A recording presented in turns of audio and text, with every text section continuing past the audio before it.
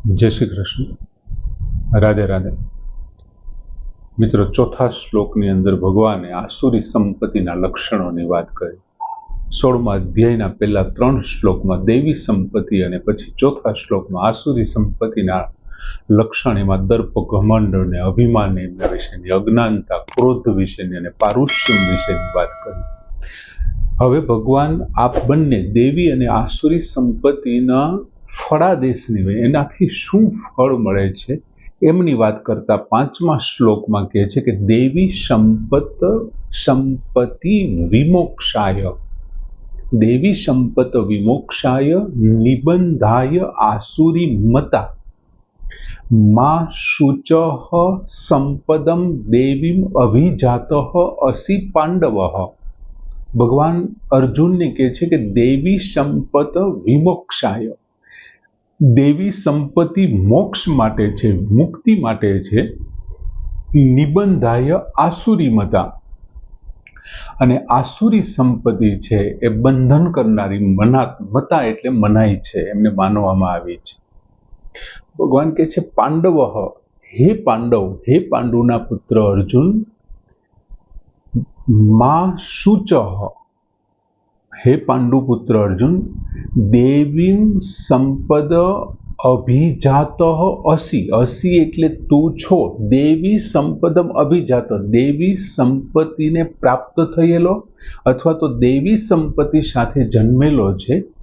માં શુચ, તું શોક કરીશ નહીં, તું દુઃખ કરમાં, તું શોક કરવાનું છોડી દે, કેમ કે દેવી સંપત્તિ સાથે તું જન્મેલો છો. અને આ દેવી સંપત્તિ કેવી છે? તો કે મોક્ષ આપનારી છે. ભગવાન એવી વાત કરે છે કે દેવી સંપત વિમોક્ષાય. હવે જ્યારે સાધક છે એ સંસારથી દૂર થઈ અને સંસારમાંથી નિવૃત્ત, એટલે કે સાવ સંસાર સાથે એના સંબંધ કાપી અને જ્યારે સાધક ભગવાનની સન્મુખ થાય છે, એટલે સંસારથી એ વિમુખ થયો ગણાય. કેમ કે ભગવાનની સન્મુખ થયો છે એટલે સંસારથી વિમુખ. અને જેમ જેમ એ સંસારથી વિમુખ થતો જશે એમ એમ એમની અંદર, સંસારની અંદર જે છે એ ગુણો, એ લક્ષણો, એ આસુરી સંપત્તિ, જેમ કે ભોગ છે, સંગ્રહ છે, આ વૃત્તિવાળા જે કાંઈ લક્ષણો છે એ આસુરી સંપત્તિનો ધીમે ધીમે નાશ થતો જશે. અને જેમ જેમ આસુરી સંપત્તિનો નાશ થતો જશે એમ એમ બીજું શું આવતું જશે? તો કે દેવી સંપત્તિના લક્ષણો એમની અંદર પ્રગટ થતા જશે. અને એમને કારણે ફેર શું પડશે? તો કે જેમ એ સાધકમાં દેવી સંપત્તિના લક્ષણો પ્રગટ થશે એમ એને ભગવાન સાથેનો નાતો છે, ભગવાનનું નામ છે, એમની લીલાઓ છે, ભગવાનની વિવિધ પ્રકારના કીર્તનો છે, આ બધી બાબતોમાં એમની રુચિ વધતી જશે અને એ ભગવાનમય બની જશે. એમનું જીવન છે એ ભગવાનને સમર્પિત થઈ જશે. એટલે સંસારને છોડવું અને ભગવાન તરફ સમ્મુખ થવું, તેથી આપોઆપ સંસારમાંથી વિમુખ થવાથી આ દેવી સંપત્તિના લક્ષણો જાગૃત થાય છે.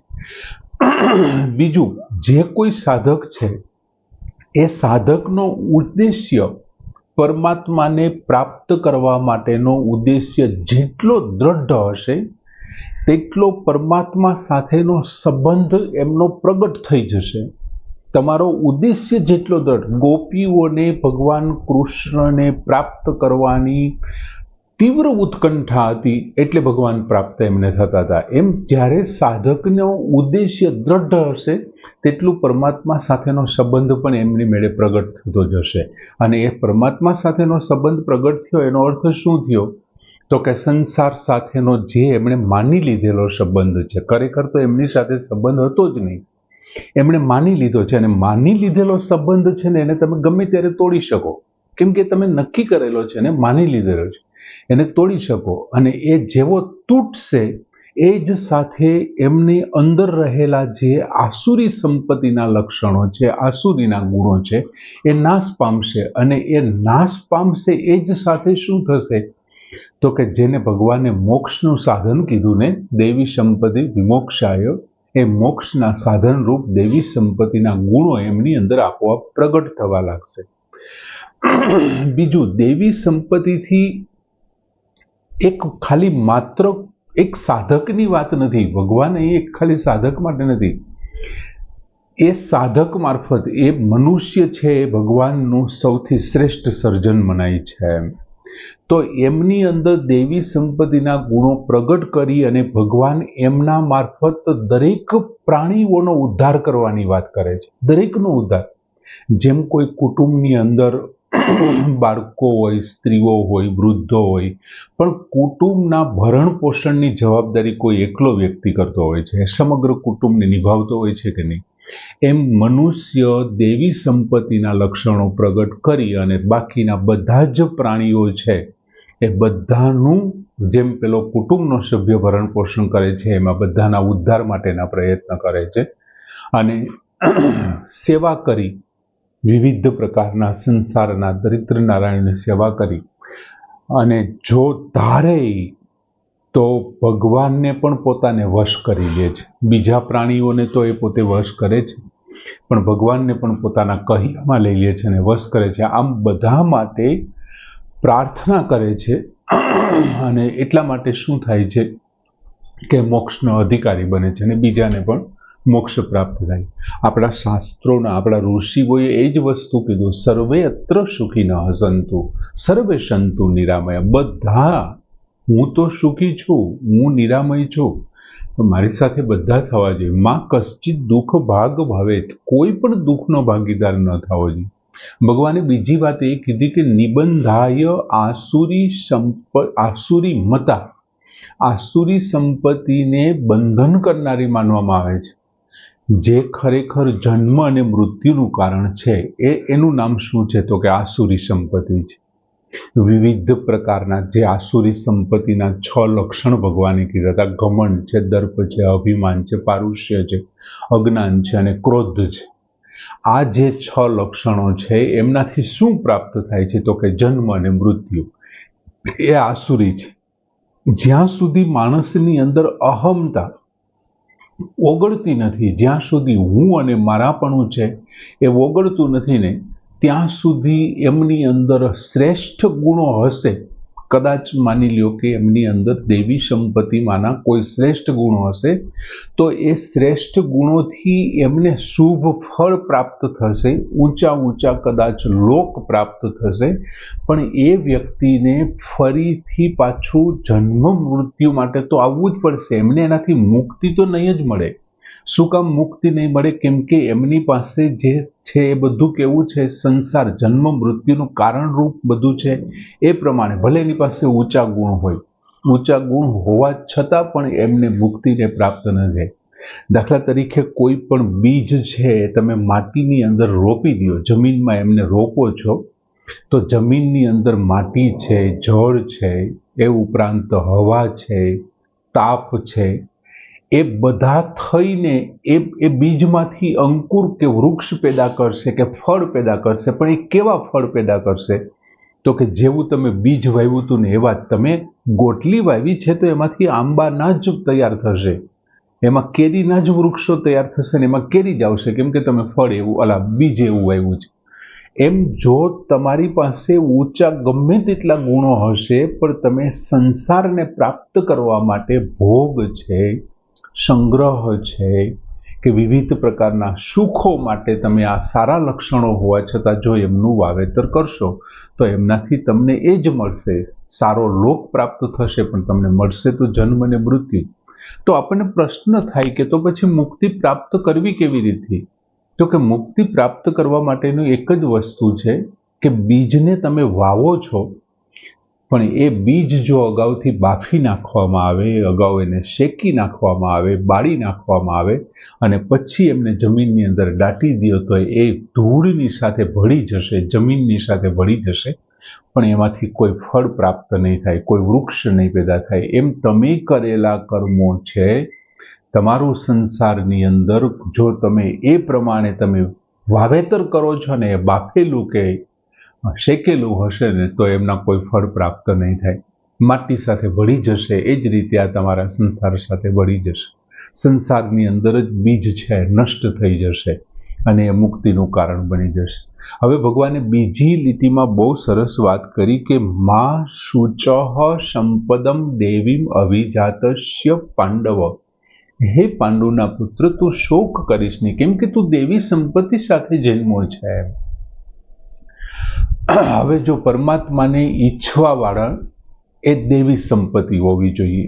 જે પરમાત્માની ઈચ્છા કરે છે, જેને પરમ પ્રાપ્તિ કરવી છે, તો એમની પાસે દેવી સંપત્તિના લક્ષણો હશે તો એમનાથી એ મોક્ષ પ્રાપ્ત કરી અને પરમાત્માને પ્રાપ્ત કરી શકશે.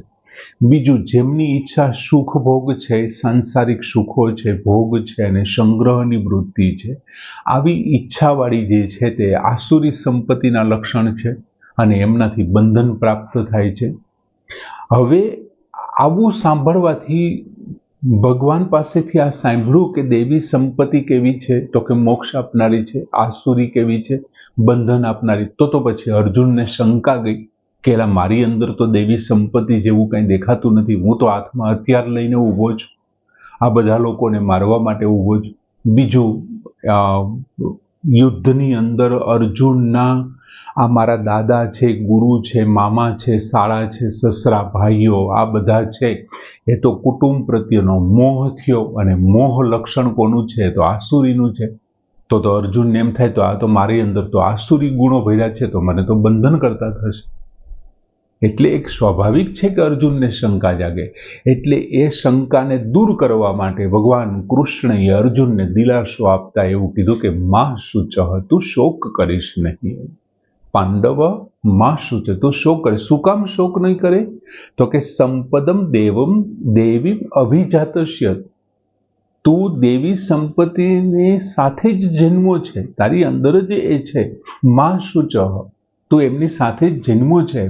શું કામે? તો કે જો ભગવાને ત્રીજા શ્લોકમાં શું કીધું અર્જુન વિશે? ત્રીજા શ્લોકમાં તો કે ભારત શબ્દ વાપરો, હે ભરતવંશીઓમાં શ્રેષ્ઠ અર્જુન. ચોથા શ્લોકમાં શું શબ્દ વાપરો? પાર્થ શબ્દ વાપરો.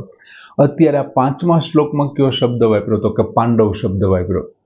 ભારત એટલે ભરતવંશીઓમાં શ્રેષ્ઠ, તારું કુળ ઉત્તમ પ્રકારનું કુળ છે.